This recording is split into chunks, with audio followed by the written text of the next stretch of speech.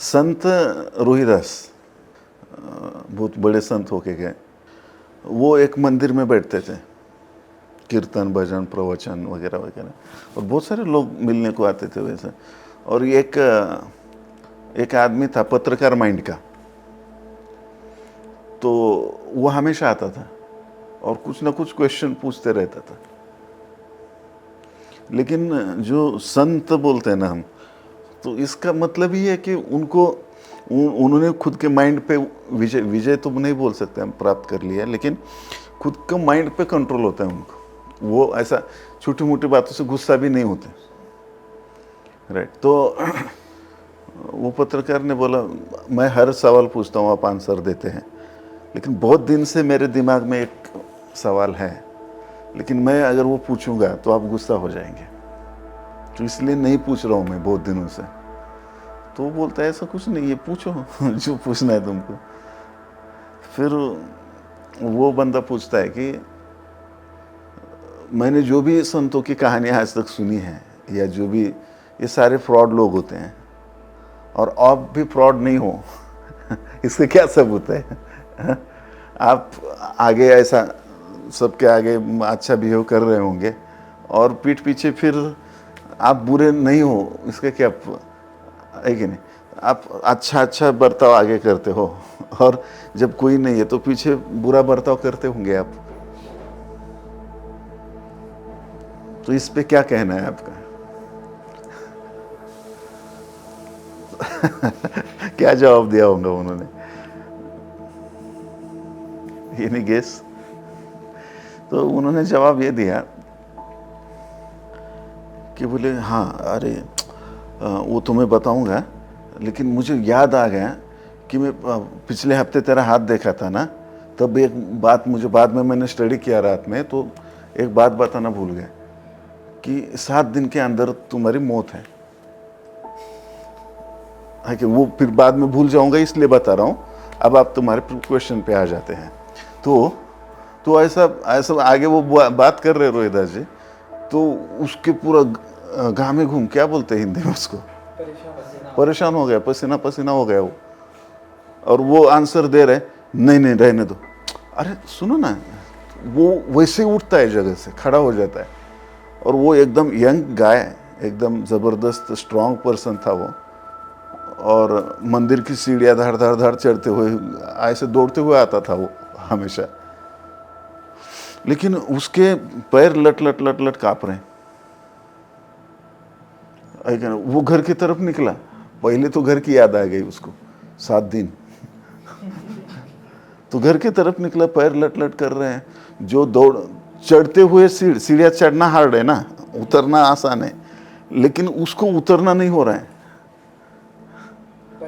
हाँ, पैर नहीं उठ रहे, और पैर लट लट लट लट लट लट काँप रहे उसके।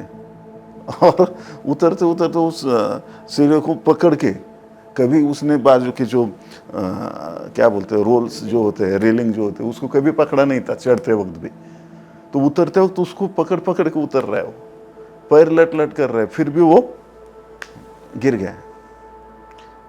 और गिर के वो डायरेक्ट चलने की जरूरत ही नहीं, वो रोड पे आ गया, ऊपर से दर दर दर दर गिर के, रोड पे गिरने के बाद भी वो उठा, फिर और निकला, और कैसे जैसे तैसे करके उसने घर पे पहुंच गया। घर पे सब परेशान। अभी जाते वक्त तो एकदम अच्छा हट्टा कट्टा नौजवान था, अभी क्या हो गया? घर के माँ बाप बीवी बच्चे सब परेशान। वो उसके रूम में जाके सो गए, उस पे बेड पे जाके। फिर बीवी वगैरह आ गई, सब आ गए, क्या बताएंगे अभी उनको? तो वो क्या कर रहा, फिर बच्चों से, बीवी से भी गुस्सा नहीं हुआ। जब भी वो बाहर से आता था, गालियां देते हुए आता था, तुला कितींदा सांगितलं हे ठेवलं नाही, ते ठेवलं नाही, तुझं असंच आहे तसंच आहे, तुम्हाला बघावंच लागतं, एज लाइक दैट। वो गुस्सा करते हुए आता था हमेशा, कंटिन्यू। लेकिन आज वो बीवी से प्यार से बात कर रहा है, काही नाही, बस काय चिंता करू नकोस, बस। बायकोच्या डोळ्यातून पाणी यायला लागलं।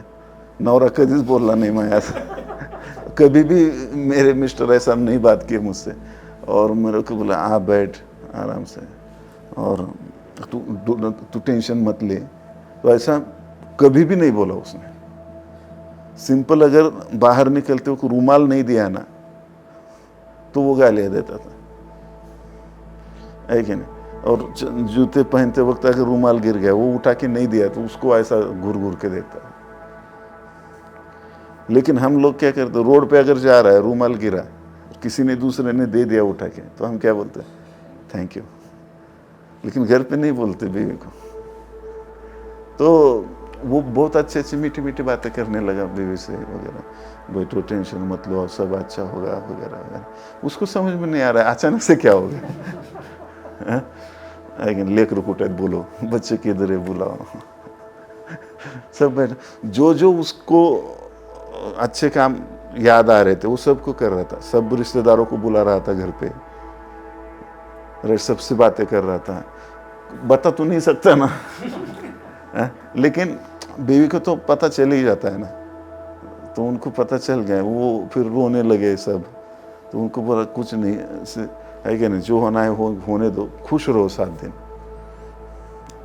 है कि नहीं, ये 7 दिन मेरा साथ दो। तो फिर सब खुश रहने लगे। फिर सारे रिश्तेदार को बुलाया गया, खाना पीना सब यहाँ पे, सारे रिश्तेदार वहीं रहने लगे, राइट।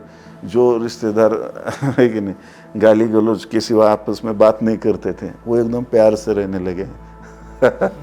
पूरा माहौल ही बदल गया, चेंज हो गया। और वो 7 दिन कैसे चले गए, है कि नहीं।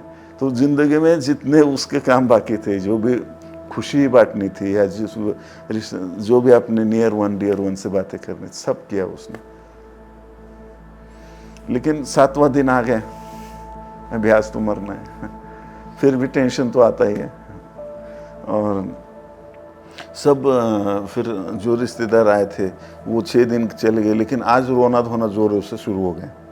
लास्ट दिन है, सब रो रहे हैं घर के सामने, आजू बाजू वाले भी सारे, है कि जिनके साथ झगड़े होते थे सारे आके रो रहे हैं। बाहर भी पूरा भीड़ जमा है। और फिर तब लास्ट में संत रोहिदास आ जाते हैं उनके घर पे, और भीड़ में से रास्ता निकालते हुए डायरेक्टली उसके रूम में जाते हैं। रूम में जाने के बाद वो सबको बोलता है बाहर निकलो, और उनके पास बैठ जाते हैं।